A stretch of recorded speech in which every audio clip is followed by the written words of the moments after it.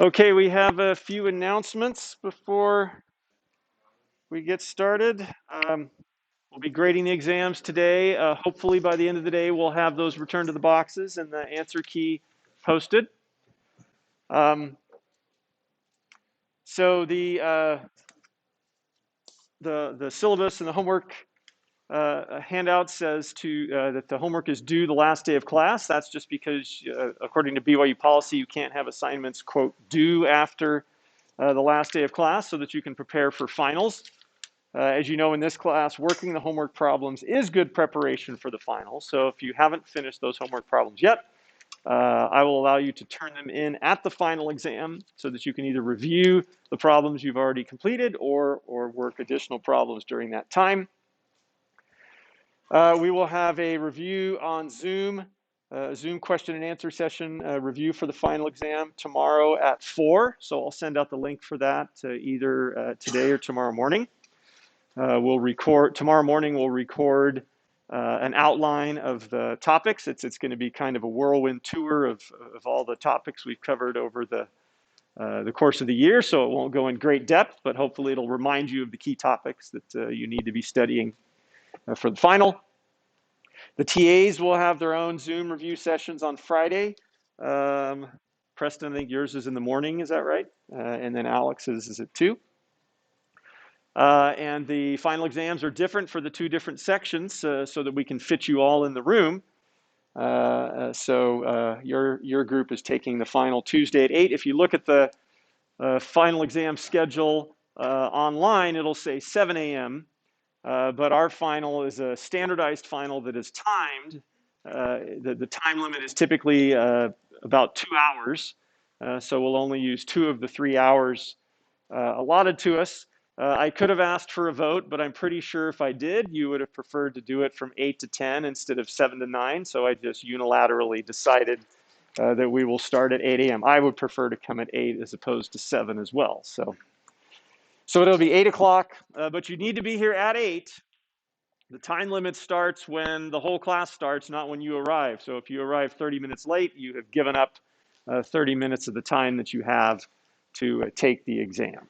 Okay, we'll talk more about the exam at the end of class today. We just have a couple of topics we're going to cover on polymer structure, on more green and sustainable methods of synthesizing polymers, and then we'll conclude with polymer recycling, the state of the art with polymer recycling and areas where we desperately need to make improvements. And then when we complete that, we will discuss the final. So on the screen here, we have just kind of a general cartoon, sort of a drawing of a polymer represented by these beads. And there are 2 types of regions for polymers. Polymers can have crystalline regions. And as this figure indicates, those crystalline regions will be places where the chains are more closely packed to one another. So you're going to have higher levels of intermolecular attractive forces. Those could be van der Waals forces for most of your chain growth polymers. They could be hydrogen bonds for your polyesters and your polyamides and your polyurethanes, some of your step growth polymers. But you're going to have stronger non-covalent forces holding these crystalline regions together. And then you have amorphous regions where those chains are not packed as closely together. And so obviously you'll have weaker intermolecular forces in those regions. So the crystalline regions of your polymers are going to be the regions that will impart the properties of strength and toughness to the polymers. Stronger forces leading to stronger, more tough sorts of polymers. Polymers such as Kevlar would have a lot more crystalline regions, of course. And then the amorphous regions. Amorphous regions are going to impart properties such as softness and flexibility. Okay. So your LDPE with all those branches is going to have more amorphous regions than Kevlar, for example. And LDPE is relatively soft and flexible, certainly compared to Kevlar. So you'll have different ratios of crystalline regions to amorphous regions depending on the polymer that you have. And then there are two temperatures that can be measured for given polymers. One is T sub G. This refers to what is called the glass transition temperature.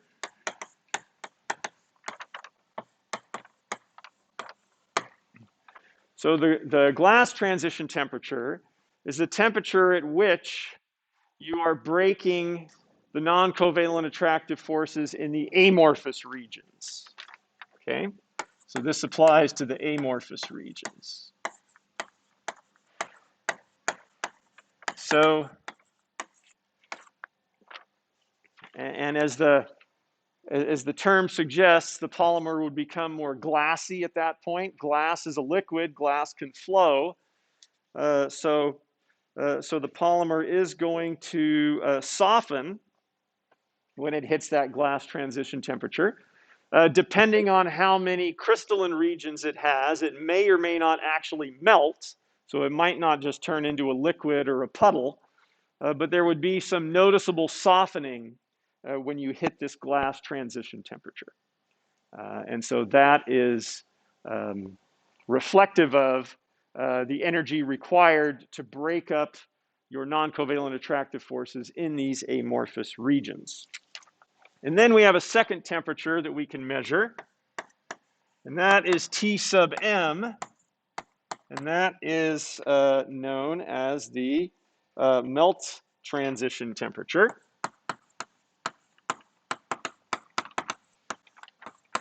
And so, as the name indicates, this is the temperature at which the polymer melts.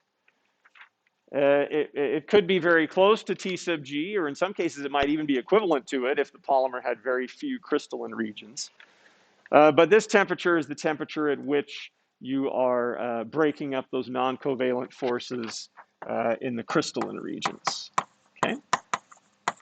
So you can measure these for different polymers, and the differences in those temperatures and where those temperatures lie could give you an idea of the ratio of crystalline regions to amorphous regions in your polymer. Questions? Okay, Claire? What would be an example of polymer? Well, all polymers will have both crystalline and amorphous regions. So they're all just going to have different ratios there. Kevlar would be one that would have a ton of crystalline regions and probably not a whole lot of amorphous regions because it's very rigid, very hard, very strong. And then on the other end, we would probably say LDPE would probably be the furthest one on the spectrum that we've studied of having more amorphous regions and less crystalline regions. And then the others would be somewhere in between, probably.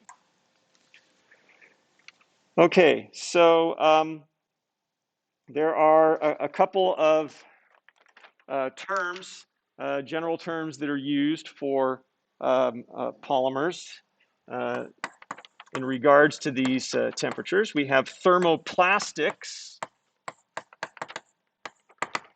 So thermoplastics are polymers that can be melted,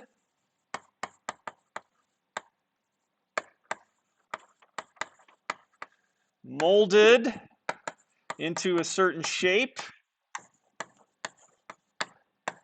then cooled. Okay, and then they'll retain that shape once they are cooled. Okay, so a thermoplastic is going to have a high T sub G because it's going to hold its shape at room temperature. that T sub G is going to be much higher than room temperature, because once you hit the T sub G, then you start to get some of the softness involved. Okay, so thermoplastics, you can melt them and put them in a mold, cool them down, and then they're going to take that shape. And so some common thermoplastics are polystyrene.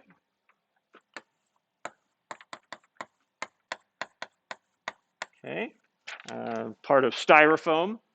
You can make styrofoam containers in just about any shape you want. And what you do is you just heat up that polystyrene, inject it into the mold, cool it down, and it takes the shape of the mold. So polystyrene is good for that. Polyethylene terephthalate is another one. We'll show you the structure of that polymer later on today. Polyethylene terephthalate is known either as PET or PETE, and that's used. So most of your Coke or Sprite, most of your soda plastic bottles are made from PET, and then your water bottles are sometimes PET or HDPE or PETE, as it is sometimes known. So these would be thermoplastics. And then a subset of thermoplastics would be thermosetting polymers.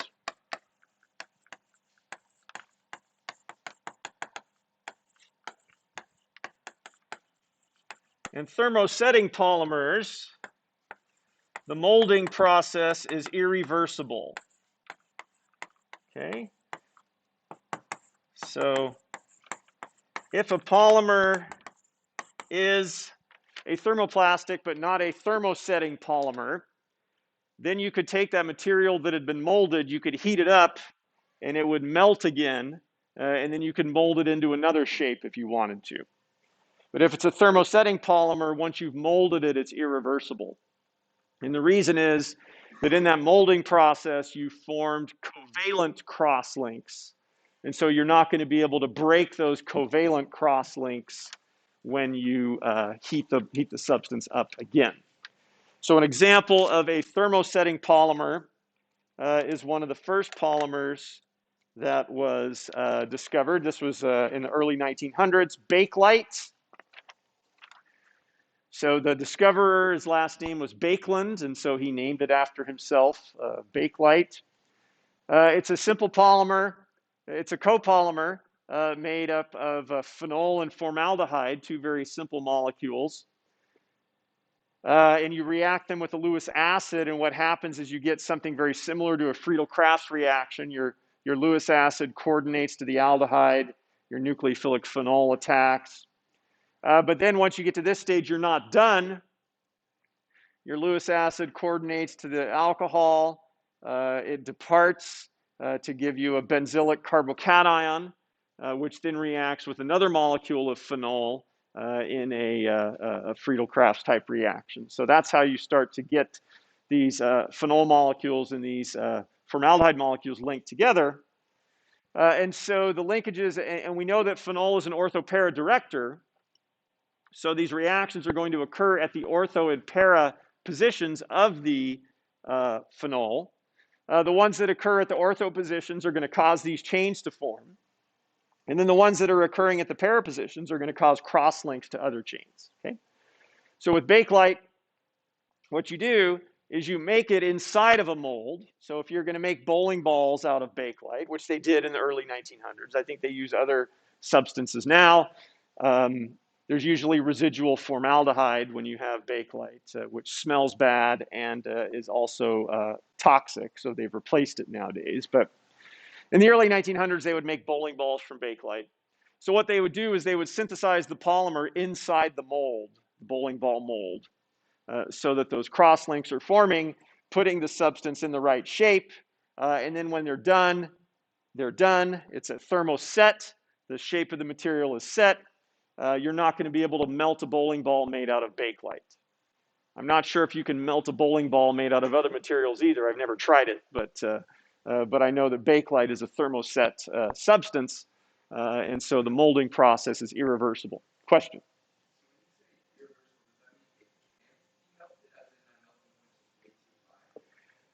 Um, as far as I know, yeah, you would not be able to heat it up. So there would be. I'll have to be careful here because I'm admittedly not an expert in these matters. So um, in Bakelite, you are still going to have some non-covalent forces holding the different chains together in addition to the covalent crosslinks. So you may be able to hit some sort of a glass transition temperature where you would be able to break some of those non-covalent forces. But you're not going to be able to totally melt the substance because you're always going to have those covalent crosslinks. You're not going to be able to heat Bakelite up to any temperature I'm aware of and start breaking these carbon-carbon bonds. That's just not going to happen. So yes, you might be able to lose some of those non-covalent forces causing the molecule to adopt, or the substance to adopt its shape, but the covalent ones would be retained. So irreversible meaning you couldn't totally reverse it. You couldn't just go back to a puddle of Bakelite and mold it into another shape. That would not be possible. Okay. Other questions about thermoset polymers? Yes, Sam. Yeah, so like that idea that we cannot break carbon-carbon covalent bonds by heating, and we explored this a lot. Been on this, but essentially the melting point of such substance would be the same as the melting point of carbon around like 4,000 degrees Celsius, right? I'm not enough of a physical chemist or theoretical chemist to be pinned down on a statement like that, but let's just say you wouldn't be able to do it. You and I would not have access to equipment that would allow us to do it. So, all right. You may have heard of plasticizers before. Plasticizers are substances that are added to plastics. Okay, so plasticizers are small organic molecules. So we'll say that they are low molecular weight compounds that impart softness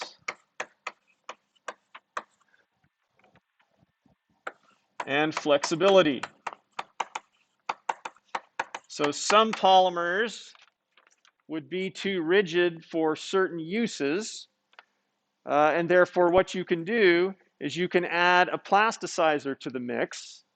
And what the plasticizer does is it's going to engage in some non-covalent interactions with the polymer chains and therefore weaken those interactions between chains. So it kind of loosens the packing between the chains by inserting itself in between them, thereby increasing, decreasing your crystalline regions, increasing your amorphous regions, and therefore giving you more softness and flexibility.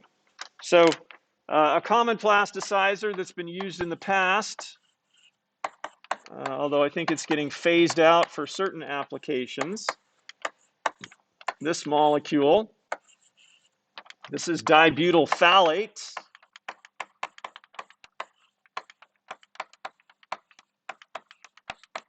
So you can add that to certain plastics. It'll insert itself in the in between those chains, making the material softer and more flexible. So have any of you ever seen something made out of plastic that becomes hard and brittle over time? Something that's old that's made out of plastic gets hard and brittle. Most of you have probably seen that before. Typically, that is a manifestation of the plasticizer leaching out of the material. The plasticizer is not covalently bound, and so it's possible for it to get washed out over time. Okay? So a common example of this would be pacifiers or the nipples to bottles that babies and infants or toddlers use. Those need to be soft. No baby's going to want to suck on a hard pacifier or a hard nipple to a bottle. That's just not going to work. So they have to be soft, and therefore they have plasticizers added to them. But with all the saliva and the juices that those are exposed to, over time, those plasticizers leach out. And where do they go? Inside the baby.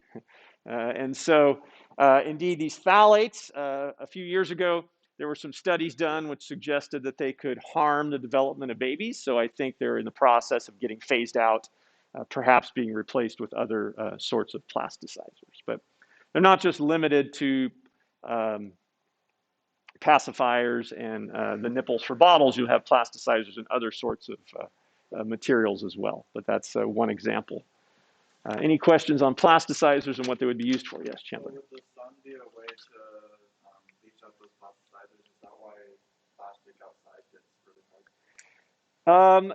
Yeah, you could conceivably have that happen. You would have, if it's exposed to the elements, it's not just the sun, but you also have wind, you also have rain. So the combined effect of wind, rain, and sun, I think, could have some impact. The sun, of course, could cause some damage. The ultraviolet rays in the sun could cause some damage to the molecules in the backbone of the polymers, and that could also contribute. But yeah, the elements can certainly cause leaching from plastics. Other questions? All right, so let's talk a little bit about polymer synthesis, or the synthesis of the monomers, and current problems in that area and ways that we can hopefully do this better in the future. So here we have our two monomers for nylon 6,6, adipic acid, 1,6-diaminohexane. They're actually synthesized from the same starting material because the adipic acid can be converted into the 1,6-diaminohexane. They both have 6 carbons, so that's convenient. And traditionally, benzene has been used. Okay, so benzene is available from petroleum.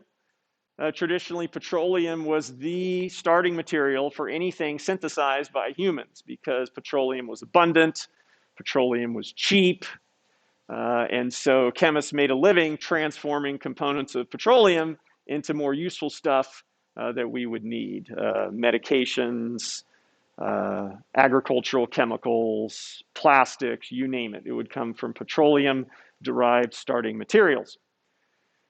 And so a 6-carbon component of petroleum is benzene. So we could take benzene and we could turn benzene into adipic acid, diamino, and diaminohexane. Well, a couple problems there.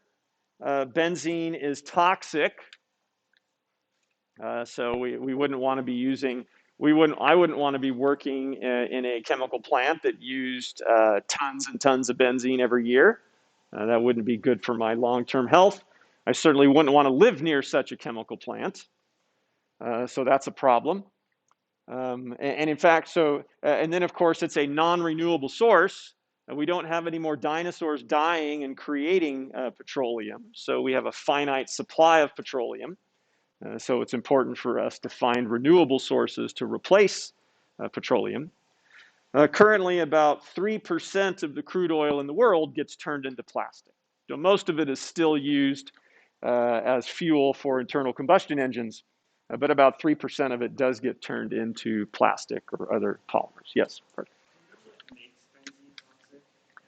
Yes. And actually, I think it was covered in the book. I don't know if we went over it in class directly. But when you ingest benzene, your body metabolizes it by epoxidizing it. So you generate an epoxide at one of these locations. An epoxide is a very good electrophile. So that's going to react with nucleophiles in your DNA. And so that's how it's going to damage your DNA and give you cancer and be toxic. Toluene is not quite as toxic because the body can oxidize the methyl group on toluene to metabolize it and doesn't have to just put the epoxide. So the body's turning this into something that's going to be water soluble to get it out of the system. That's why it's oxidizing it.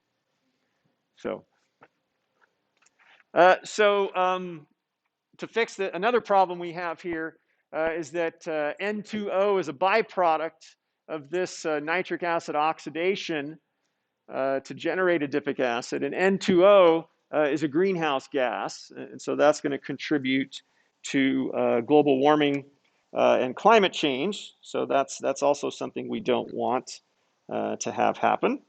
Okay. So, what is a readily abundant 6-carbon building block that is renewable? Glucose, yes. So there are chemists who have worked on trying to convert glucose into adipic acid and 1,6-diaminohexane. Of course, it depends where you're getting the glucose from. As we talked about last semester when we had our biofuels lecture, if you're getting glucose from amylose or starch, that causes you another problem because now you're converting food into fuel or plastic. And there are starving people in certain parts of the world who would certainly object if you were doing such a thing. But if you can take cellulose-derived glucose, which we can't eat and we have a huge supply of, and it's quite renewable, if we could take cellulose-derived glucose and turn that into adipic acid and 1,6-diaminohexane, then we would have a process that would be renewable, that would be much more sustainable, that would fit the requirements of what we refer to as green chemistry. Okay? So green chemistry is kind of a catch-all term. We've mentioned it before in class. It simply means more environmentally friendly and safer methods of performing chemistry. Anything that's safer for the person who's doing the experiments due to less toxicity or other hazards. Anything that's more sustainable in terms of using renewable starting materials, avoiding toxic waste or large amounts of waste. These things all fit under the category of green chemistry. And it's important to mention this now because green chemistry is a popular buzzword these days, so much so that the American Chemical Society has tried to work it into many of the problems on the standardized exams. So while I haven't looked at the exam you'll be taking, there's a strong probability you'll have the term green chemistry in one or more of the problems. So it is something you want to be familiar with, okay? So this would be replacing benzene with glucose as a starting material for synthesizing adipic acid would be an example of green chemistry, and that's something people are working on today. So along these lines, there are other monomers that can be derived from renewable sources. So this is a polyester known as polypropylene terephthalate. And so it's made from 1,3-propane-diol and terephthalic acid. And we know, if you're familiar enough with the glycolysis pathway, you know that in glycolysis, a hexose gets chopped into 2 3-carbon pieces. And so we can derive 3-carbon building blocks from biomass. That's not a big problem. And so this monomer, this one probably is not coming from biomass, but at least we can get one of the 2 monomers from biomass, and we can make this polyester, which can be used in fibers called Sorona, used in various types of products. Okay.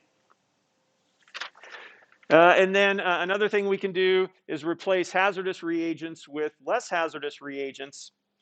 On Monday, we talked about Lexan, a polycarbonate polymer, and we showed you phosgene being used as the monomer for polycarbonates, the monomer that's providing the carbonyl group. And I told you that phosgene was used as nerve gas in World War I, so it's one of the last things on Earth you would want to use in a chemical plant. I don't think I'd want to be within 100 miles of a chemical plant that was using nerve gas on ton quantities to produce polymers. So nowadays we can replace phosgene with diphenyl carbonate, and we can get the same product, and this is not going to kill you. Okay, so different aspects of green chemistry. Okay. All right, so we need to talk about polymer recycling and disposal. This is a topic where there are a lot of misconceptions and a lot of information that most people don't have. So this is a great table from your book showing you what's known as the Big Six polymers. These are the most common polymers that are used in consumer products. These are their structures. These are their names. So I wrote PETE on the board. Sometimes it used to be PET. Now they tend to add the E on the end. But PET and PETE are the same thing. And so if you have a substance made out of plastic, you can look somewhere on that substance. If it's a bottle, usually it's on the bottom. What you will find is an abbreviation. It's usually going to be one of these. Then you're going to find a triangle with arrows around it, and you're going to find a number in the middle of that. Okay? The number is telling you the ease of recycling of that material. The lower the number, the easier it is to recycle. So it's good that we're using PET and HDPE for a lot of water bottles and soda bottles and things like that, because those are the easiest polymers to recycle. Okay? We want to get away from using polystyrene, styrofoam, because that's the hardest of these polymers, these commonly used polymers to recycle. Okay? So you may be disappointed to learn that most recycling programs only recycle 1s and 2s. They only recycle PET and HDPE. So if you put one of these substances in a recycling bin, the first thing that's going to happen when it goes to the recycling center is that's going to get sorted out and thrown into the landfill. Okay? And that's done because recycling costs money. Somebody has to pay for the recycling process, and it costs too much money to recycle these. And so we just simply can't do it. In 2021, we just can't do it. Hopefully in the future we can. But those substances just get tossed in the landfill. So to show you that, let's take a look at this graphic. This showed up in Chemical and Engineering News about 3 years ago. A very, very informative graphic. The percentages and the numbers here may have changed a little bit since then, but they probably haven't changed too much. So the first thing you see is worldwide, a little less than 10% of the plastic waste that is generated gets recycled.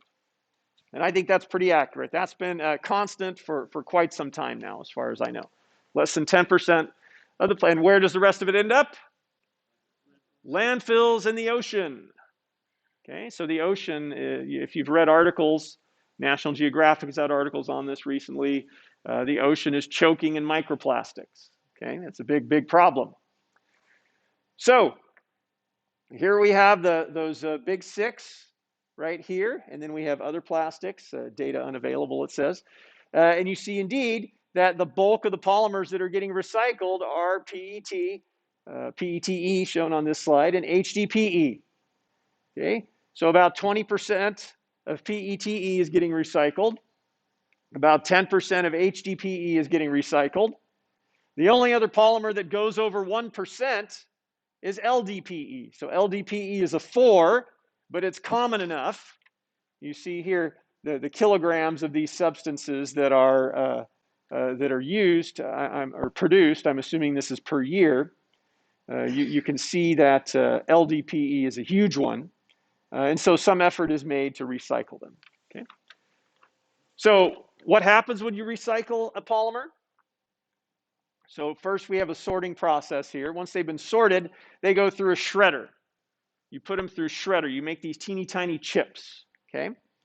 Then you wash them. So what you're doing is all polymers have adhesives on them. You put labels on your products. And so you have to wash to get rid of the adhesives. You also might have some food left over, food residues left over on the surface. And so you're just washing off the adhesives or any other stuff on the surface. And then you dry them. There's other decontaminations. And then you can make them into pellets. So you're going to heat them up above the glass and maybe even the melting temperature, form them into pellets. And then those pellets can then be used in subsequent materials. But instead of being called recycling, it should be called downcycling, because the materials are never used they can't be used for their original purpose. You're not going to recycle PET and use it in bottles anymore, because you're still going to have trace amounts of adhesives on there. Right? You don't want the adhesives on the inside of the bottle. You want them on the outside of the bottle. So it just doesn't work particularly in the case of bottles or anything that food products are put in.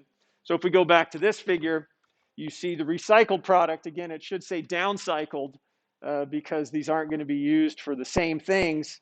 The range of materials the recycled products can be used for is much more limited than the original materials. Okay? So these are some problems we've got to solve, right? The ocean does not have an infinite ability to absorb plastic. So we're going to start having some real problems sometime in the future. And we do not have an infinite amount of land or landfills to dump all of this plastic. So we have to do something about this. Okay. So other ways to recycle, chemical recycling can be done for some polymers, typically the step growth polymers. So we can cleave the esters in PET or PETE. And that can give us back these two monomers. And then we can use those monomers again to make more PETE. So that's one way to recycle. Nylon 6, you can react it with ammonia and break it up into monomers that can then be used. So we do have chemical recycling. And we can have biological recycling by microorganisms. So these types of polyesters, polyhydroxyalkanoates, PHA, PHB, PHBV. So these polymers, there are certain microorganisms that are able to chew on those polymers. So these are biodegradable polymers. So the waxy coatings on paper cups can be made from these materials. So you can have biodegradable paper cups that the coating can be, the waxy coating can be chewed on by microorganisms that presumably live in landfills. And so that's another solution, is if we put stuff in landfills that's biodegradable, that the bacteria can eat and then convert those into substances that can be recycled by nature somehow, then that's okay. So a big problem. We use a lot of plastic. We produce a lot of plastic. A lot of it goes into landfills in the ocean. There are lots of different angles for solving that problem. There's not, in my opinion, there's not going to be a single one-size-fits-all solution. There's a whole bunch of different solutions. Transitioning away from polymers that can't be recycled and trying to figure out ways of making materials from polymers that can be recycled. That's one way. Trying to improve the recycling process so that some of these 3s and 4s and 5s are able to be recycled. That's another way to solve the problem. Redesigning polymers so that they can be biodegradable or they can be chemically recycled better. That's another way. So there's a whole bunch of solutions here. And so hopefully some of you will work on some of these problems because these are pressing issues. Any questions? All right, so let's talk about the final exam now in our remaining time. So the final exam, given in class, so make sure you come to class. This one, our 10 a.m. class is meeting on Tuesday at 8 a.m. to take the final. The 11 a.m. class has another time. They're coming on Saturday to take it. The final exam is going to be a standardized exam written by the American Chemical Society. The exam you took at the end of 351M was kind of an online version of that standardized exam. So the questions will be comparable. In fact, some of them may be very similar because this final exam is comprehensive over 351M and 352M. Okay? Typically comprised of about 70 multiple choice questions. And the time limit that they give us is usually pretty close to 2 hours. So that time limit, and I think that's basically what you had for the final exam at 351M. So you should be somewhat familiar with an exam of that length with those types of questions. Generally speaking, most students don't have a problem with the time limits as long as you pace yourself. So it's kind of like when you take the ACT or if you're going to take the GRE or the MCAT. You should be able to finish on time, but only if you're pacing yourself appropriately. Okay, so you get 70 questions, 120 minutes, a little less than 2 minutes per problem. So just recognize that. If you see problems that you don't know how to answer or look like they're going to take you a long time to answer, skip over it, come back to it. But if you do that, of course, make sure you don't make a bubbling error on your answer sheet because we go off of what you bubbled. You won't be able to write in the test booklets, but we will give you scratch paper, so you don't need to bring any scratch paper. You just need to bring your pencil. We'll provide everything else. Oh, and your molecular models. Pencil and molecular models, those are the things that you can bring. We will let you use your models on the exam. So, how should you prepare for the exam? Well, I would start by going back over the old exams. Use the old exams that we've had over 351 and 352M as practice problems, study material. So go over those old exams. And as you work the problems, rework the problems on the old exams, then that's going to help you identify topics that you are less familiar with. One thing about the way the book and the class is structured is, as you noticed in this last section, we've spent a lot of time reviewing things that we've learned earlier. So, and then we've had topics such as resonance, acid-base chemistry, and stereochemistry that never went away. Once we introduced those topics, we used them continuously throughout the class. So having an exam that's comprehensive over the whole year is not as bad as it sounds because of those features. Yes, Parker? Is there a way we can find the answers to the old tests from last semester? Like, is there a place that those will be posted? I have them in my office, so if you want to take a look at any old exam keys, you could come by between now and the final exam and take a look at those old answer keys. Currently, exam 3 is posted in the display case, and by the end of the day, exam 4 from this semester will be posted in our display case. So homework problems, again, also a valuable way to prepare. Homework problems are not multiple choice, but most students who can answer questions on certain topics in a short answer format are usually able to answer questions on those topics in a multiple choice format. So working the homework problems or reviewing the homework problems that you've already completed is also a good way of studying for the final. We also have the Bacon quizzes out there. That's a way to, if you haven't worked on those yet, you could work on those, and that can serve as a way of reviewing some of the topics we've covered this semester. And then the ACS also makes a study guide for organic chemistry that has questions, exam quality questions that you can use as a source of practice problems. The BYU MCAT and DAT prep courses, I believe, use this study guide. So some of you may have it. Many of you may know people who have that study guide. So you can probably acquire a copy of it without rush ordering it from the ACS. And then I actually have some copies of it in my office. I don't have enough for everybody, but I do have copies in my office that people can check out and use as a source of practice problems. The ones that I have are older. I think if you get one from the ACS, a newer one, then it might have some newer questions on things like the Heck reaction, the Suzuki reaction, because those are newer, those reactions. When I say new, those were discovered in the 80s and 90s, but it takes a while for that material to get incorporated into the curriculum. It's only in the last 10 to 15 years that most textbooks have started covering those reactions. So current versions of the ACS exam do cover some of those reactions that we covered in chapter 29, the Heck reaction, the Suzuki reaction, the metathesis, olefin metathesis reaction. But you won't find those in the older versions of the study guide. Okay, so don't think that especially older versions of the ACS study guide are going to have all of the questions, all of the topics that the exam will cover. They'll have most of the topics, but there could be a couple of these more modern reactions that we've covered in class that wouldn't be in the study guide. Okay?